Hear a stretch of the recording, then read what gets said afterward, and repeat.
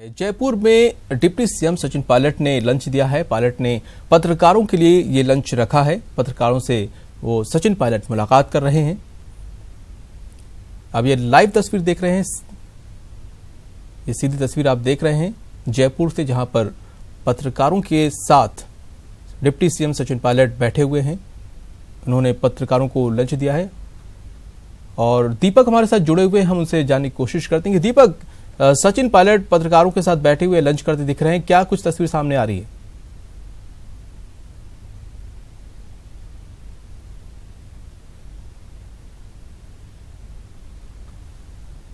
तो ये तस्वीर आप देख रहे हैं जयपुर से, जहां पर डिप्टी सीएम सचिन पायलट पत्रकारों के साथ बैठे हुए हैं लंच पर।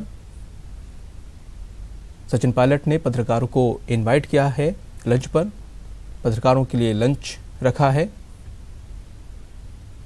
और ये सीधी तस्वीर आप देख रहे हैं सचिन पायलट की जो है। और दीपक हमारे साथ फिर से जुड़ गए हैं, हम उनसे जानने की कोशिश करते हैं। दीपक, ये जो बैठक चल रही पत्रकारों के साथ, जो लंच दिया है सचिन पायलट ने, क्या संदेश देना चाहते हैं? देखिए माजिद, अभी हाल ही में नया साल आया है और नया साल की शुरुआत भी हुई है और इसके अलावा आज मकर संक्रांति भी एक बड़ा त्योहार राजस्थान के लिहाज से माना जाता है। लिहाजा अब सचिन पायलट ने इसीलिए पत्रकारों को आज आमंत्रित किया है और एक तरीके से लंच का बहाना है और बाकी जो पत्रकारों के साथ जो बातचीत है आपस में, जो हम कहते हैं कि जो एक तरीके से सिनेमा मिलन का कार्यक्रम होता है, वो ये यहाँ पर रखा गया है।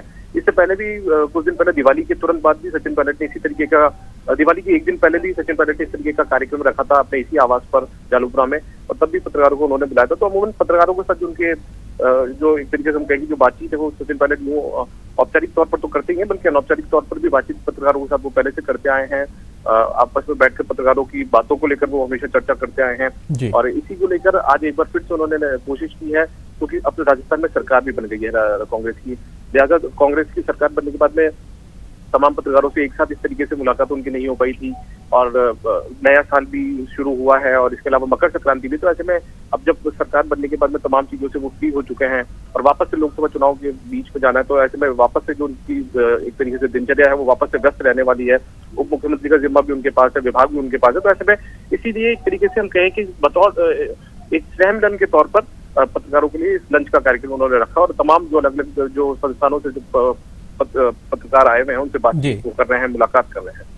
जी दीपक, अक्सर तस्वीरें जो सामने आती हैं वो अक्सर तीखे सवाल ही पूछते हुए जो है पत्रकार दिखाई देते हैं नेताओं से, लेकिन इस तरह का जो माहौल है वो किस तरह का संदेश देता है या किस तरह की बात सामने आती है? देखिए, तमाम हम जब नेताओं को देखते हैं, अधिकारियों को देखते हैं, तो उसकी एक रूप ये भी होता है माजिद कि हमेशा वो सवालों से घिरे रहते हैं। पत्रकार भी अक्सर उनसे तीखे सवाल ही दागते हैं और क्योंकि वो सवाल पूछना पत्रकार का धर्म भी होता है। इन सबके बीच एक हम कहें कि अनौपचारिक रूप से बातचीत भी कई चीजों को लेकर हमें उमन होती है, तो उसी को लेकर आज सचिन पायलट ने इस तरीके का जो कार्यक्रम है वो रखा। जैसे मैंने पहले भी बताया कि जिक्र किया था कि पहले दिवाली के एक दिन पहले भी उन्होंने सिनेमा मिलन का, दीपावली सिनेमा मिलन का कार्यक्रम रखा था। अब उसके बाद में जब चूंकि नया साल की शुरुआत हुई है, तो इसीलिए उन्होंने ये पूरी तरीके से कार्यक्रम यहाँ पर रखा है, जिसमें अलग अलग मीडिया हाउसेज के जो प्रतिनिधि उनको यहाँ पर आमंत्रित किया है। तमाम लोग उनसे मुलाकात कर रहे हैं, बातचीत कर रहे हैं। राजस्थान को लेकर बातचीत हो रही है, राजनीति को लेकर बातचीट हो रही है। तो अनौपचारिक जो चर्चा का दौर है वो फिलहाल यहाँ पर अभी करते हुए सचिन पायलट नजर आ रहा है। अभी भी आप तस्वीरों में देख सकते हैं जो अब वो कांग्रेस के जो उनके पदाधिकारी हैं, मीडिया सेंटर के चेयरपर्सन अर्चना शर्मा, उनसे बातचीत कर रहे हैं। इसके अलावा जो प्रवक्ता है सुरेश चौधरी, उनसे भी वो बातचीत कर रहे हैं। तो एक आज हम कहें कि जो आज सवालों का दौर जो है वो फिलहाल नहीं है, पीछे सवाल नहीं है, उनके जवाब नहीं है, लेकिन एक तरीके से सौहार्दपूर्ण वातावरण में जो बातचीत का दौर है, आपस में एक दूसरे जो हल्की फुल्की जो बातों का दौर है, मजाक। जी दीपक, शुक्रिया जानकारी देने के लिए।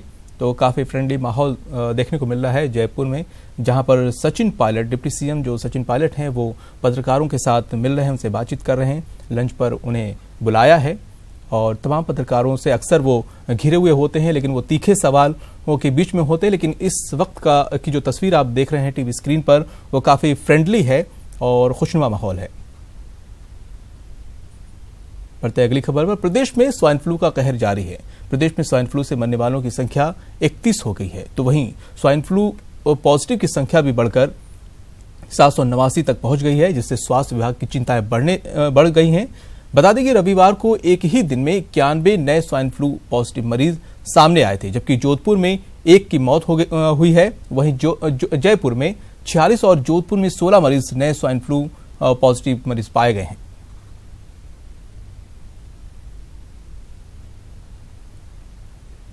तो बात करते हैं जोधपुर में, जहां पर स्वाइन फ्लू को लेकर महाअभियान चलाया जा रहा है। आज से 3 दिन तक 1200 लोगों की टीम का सर्वे जो करेगी। जोधपुर शहर के 65 वार्डों में ये सर्वे होगा। हर वार्ड में 18 स्वास्थ्यकर्मी तैनात किए गए हैं।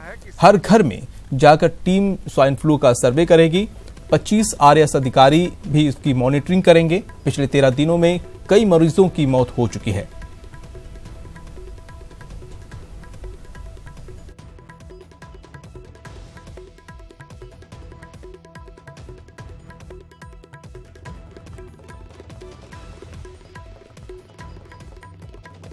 कदम उठाए हुए हैं।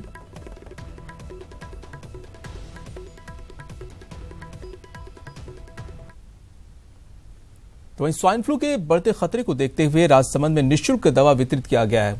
महेश प्रगति संस्थान और होम्योपैथिक विभाग की ओर से कई इलाकों में दवा बांटे गए। इसके साथ ही लोगों को स्वाइन फ्लू के प्रति जागरूक भी किया गया। में अभी वर्तमान में पारा जो है वो 15 डिग्री से 30 डिग्री के बीच में चल रहा है। 15 डिग्री से 30 डिग्री के बीच में जो स्वाइन फ्लू का वायरस है वो सबसे ज़्यादा एक्टिव रहता है और इस दौरान वो इन्फेक्शन के चांसेस बहुत ज़्यादा रहते हैं। तो अभी हम स्वाइन फ्लू के प्रिवेंशन के लिए होम्योपैथिक दवा सभी लोगों को पिला रहे हैं, ताकि पहले ही दवा पीने से एक रोग प्रतिरोधक क्षमता आपके शरीर में बन जाए और अगर वो वायरस के इन्फेक्शन आपके शरीर पे आए भी तो वो बीमारी तेजी से बढ़े नहीं और आपकी बॉडी पहले से उससे लड़ने के लिए तैयार रहे। तो काफी उत्साह में नजर आ रहे हैं लोग। डीजीपी कपिल गर्ग ने प्रदेशवासियों को मकर संक्रांति की शुभकामनाएं दी हैं। साथ ही उन्होंने प्रदेशवासियों से चाइनीज मांझे का इस्तेमाल नहीं करने की भी अपील की है। अगर कोई चाइनीज मांझे का इस्तेमाल करता है तो उसकी शिकायत पुलिस को देने की भी बात कही है उन्होंने। न्यूज 18 से भी उन्होंने अपने तमाम दर्शकों से ये अपील की है कि इस बार बिना मांझे के संक्रांति मनाएं और खुशियां बांटें। आज लोहड़ी पर्व के अवसर पर मैं सभी राजस्थान वासियों को और पुलिसकर्मियों को अपनी ओर से मुबारकबाद देता हूं, हार्दिक शुभकामनाएं देता हूं और आशा करता हूं कि वे ये पर्व हर्षोल्लास के साथ मनाएंगे और सुरक्षित रूप से मनाएंगे और पुलिस का सहयोग भी करेंगे। तो प्रदेश में मकर संक्रांति की धूम है। दौसा में मंदिरों में भी विशेष पूजा का आयोजन किया जा रहा है। मंदिरों में श्रद्धा का सैलाब उमड़ा हुआ है। बड़ी संख्या में लोग पूजा पाठ कर दान पुण्य कर रहे हैं। हर कोई अपने अपने अंदाज में मकर संक्रांति का पर्व मना रहा है। जहां लोग गौशालाओं में गायों के लिए चारा पानी की व्यवस्था कर रहे हैं तो समाज सेवी गरीबों के लिए खाने और कंबल उपलब्ध करवा रहे हैं। सुबह से ही दान पुण्य का सिलसिला जारी है।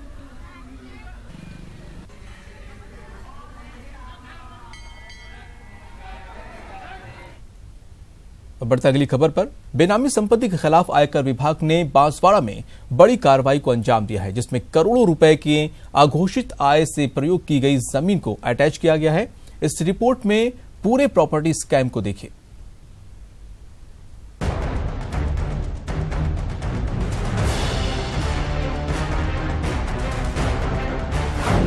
स्कूल संचालक का स्कैम, आईटी विभाग की बड़ी कार्रवाई, बेनामी संपत्ति को किया सील, संचालक का काम, ड्राइवर का नाम। जितना बड़ा ये स्कूल है उतना बड़ा इस स्कूल के मालिक का स्कैम है। शातिर स्कूल संचालक ने बेनामी संपत्ति के स्कैम के लिए अपने ड्राइवर को मोहरा बनाया। ड्राइवर की आड़ में करोड़ों की प्रॉपर्टी बना ली। इस बेनामी संपत्ति का खुलासा उस वक्त हुआ जब बांसवाड़ा में आयकर विभाग की बेनामी निषेध यूनिट ने बेनामी संपत्तियों पर बड़ी कार्रवाई की। विभाग ने 28 बीघा और 10 बिस्वा जमीन पर काटे गए 192 प्लॉट प्रोविजनली अटैच कर दिए हैं। जमीन की कीमत करीब 20 करोड़ रुपए बताई जा रही है। ये जमीन न्यू लुक स्कूल ग्रुप के प्रदीप कोठारी की है। कोठारी ने इस काले सौदे के लिए स्कूल बस के ड्राइवर रामलाल नीनामा के नाम का इस्तेमाल किया। आपको बता दें कि आयकर विभाग की उदयपुर अन्वेषण शाखा ने पिछले महीने न्यू लुक स्कूल ग्रुप के कई प्रतिष्ठानों पर आयकर अधिनियम के तहत सर्च कार्रवाई की थी। इस दौरान विभाग को कुछ ऐसे सबूत मिले थे जिनसे खुलासा हुआ कि ये जमीन प्रदीप कोठारी ने बस ड्राइवर रामलाल के नाम पर खरीदी है। इसके बाद अन्वेषण शाखा ने ये मामला जांच के लिए बेनामी निषेध यूनिट को सौंप दिया था, जिसके बाद जांच रिपोर्ट का खुलासा हुआ कि जमीन कुल 14 अलग अलग विक्रय पत्रों के जरिए नीनामा के नाम से खरीदी गई। इतना ही नहीं, इन प्लॉट्स का भू रूपांतरण नगर परिषद से करवाया गया, जिसके लिए करीब 1.5 करोड़ का भुगतान भू रूपांतरण को किया गया था। बांसवाड़ा से राकेश शर्मा और आशुतोष की रिपोर्ट। सीकर में 3 दिन की राहत के बाद एक बार फिर से सर्दी तेज होती दिख रही है। सीकर के फतेहपुर शेखावाटी स्थित कृषि अनुसंधान केंद्र पर न्यूनतम तापमान 0.2 डिग्री दर्ज किया गया है। वहीं शहर के बाहरी इलाकों के कोहरे ने भी अपना असर दिखाया है। उधर ठंड से बचने के लिए लोग अलाव का सहारा लेते नजर आए। हो रही है, हवाएं चल रही है, सर्द हवाएं चल रही है, अलाव का सहारा लेना पड़ रहा है और सर्द हवाएं चल रही है, अलाव का सहारा लेना पड़ रहा है।